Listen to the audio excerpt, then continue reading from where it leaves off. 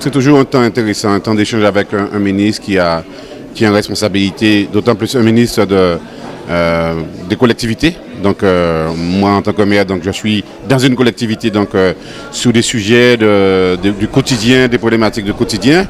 On a vu qu'après Fiona, après Tami, on a traversé des périodes difficiles en Côte-d'Ivoire, donc j'attendais des réponses claires, précises de la ministre. Bon, c'est très bien que la ministre est là pour donner une vision générale de ce qu'elle a fait, mais je trouvais qu'elle a bien embarqué, bien embrassé nos préoccupations. Maintenant, il faut attendre derrière, il y a une déclinaison que va faire, parce qu'on a bien compris que beaucoup de choses va relever du préfet. Donc une centralisation au niveau du préfet, donc il y a des dossiers en cours, et donc c'est aux communes de porter les dossiers et de voir comment donc l'État peut les accompagner. Non, mais Mme Pochato a posé une vraie question, c'est la question du DSIL, des subventions de l'État ou de l'Europe. Et quand on est une petite commune rurale, la difficulté même quand on est excédentaire, si on a un problème de subvention et de trésorerie, on n'arrive pas en fait à faire les travaux et faire en sorte de faire des comptes rendus d'exécution pour qu'on puisse être remboursé. Donc c'est compliqué, donc on veut peut-être une autre solution qui ait des garanties, qui a des préfinancements qui arrivent, qui permet donc à la collectivité de faire les travaux et de pouvoir donc faire son compte rendu d'exécution rapidement et permettre donc d'avoir la subvention qui est accordée. Parce qu'on a, elle l'a dit, 29 millions d'euros. Et finalement, on n'a que 10% de consommation. C'est parce que les communes ont une réelle difficulté de consommer, parce qu'on n'a pas la trésorerie et parce qu'on a des difficultés à payer les entreprises.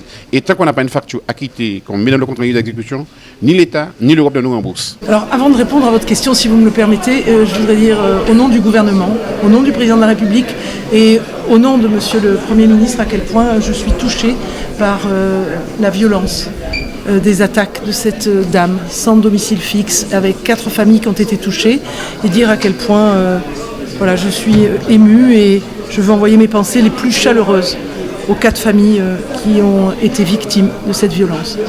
Ensuite, bien sûr, répondre à votre question. Je viens de terminer une réunion avec 25 communes représentées sur les 32 communes de la Guadeloupe, aux côtés de monsieur le préfet, aux côtés de tous les services déconcentrés de l'État, aux côtés de la vice-présidente de la région, aux côtés du président du conseil départemental. Nous étions là avec sénatrices et sénateurs, tous ensemble, pour essayer d'avancer. D'avancer sur quoi ? Un premier sujet, vous l'avez évoqué, le sujet de l'ingénierie. Comment accompagner les collectivités locales sur les projets qu'ils portent. Ces projets, elles sont portés par les collectivités, non pas pour elles-mêmes, pour tout simplement améliorer la qualité de vie de nos concitoyens, faire en sorte qu'on vive mieux, faire en sorte que l'on prenne les difficultés de la vie du quotidien que l'on connaît à Pointe-à-Pitre et d'une façon générale en Guadeloupe, faire en sorte que petit à petit on les traite et on les prenne à bras le corps. Je suis ministre des collectivités territoriales, je suis ministre de la ruralité, je suis ministre de toutes les ruralités et surtout ici, aujourd'hui, des ruralités d'outre-mer. Donc en matière d'ingénierie pour accompagner ces projets, tout simplement nous avons, vous l'avez cité, Action Cœur de Ville, Petite Ville de demain, Village d'avenir. C'est 56 équivalents temps plein personnes physiques qui sont ici dans les collectivités financées par l'État pour accompagner les projets dans les collectivités territoriales.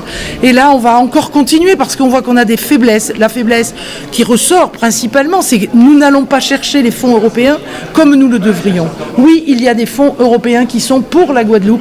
Nous devons, avec le conseil régional, qui est véritablement l'organe qui gère les fonds européens, avec, bien sûr, monsieur le préfet, avec le conseil départemental qui gère le fonds social européen, le FSE, alors que le conseil régional gère le FEDER, eh bien, il faut que tous ensemble, on aille chercher plus d'argent au niveau de l'Europe. On s'est mis en mode travail, je vais les revoir dans 2 ou 3 mois, dans une visio d'1h30, et je vais leur montrer que l'on a travaillé sur les problématiques que l'on a portées aujourd'hui et quels sont les débuts de solutions, parce qu'on voit bien la complexité totale, particulièrement dans ce territoire de la Guadeloupe. Donc quand les problèmes sont complexes, ça veut dire qu'on ne trouve pas des solutions aussi facilement que cela. Donc il nous faut véritablement travailler. Je vais faire travailler les services de l'État autres que déconcentrés autour de monsieur le préfet pour arriver avec des débuts de solutions dans 2 ou 3 mois lors de ma prochaine visio.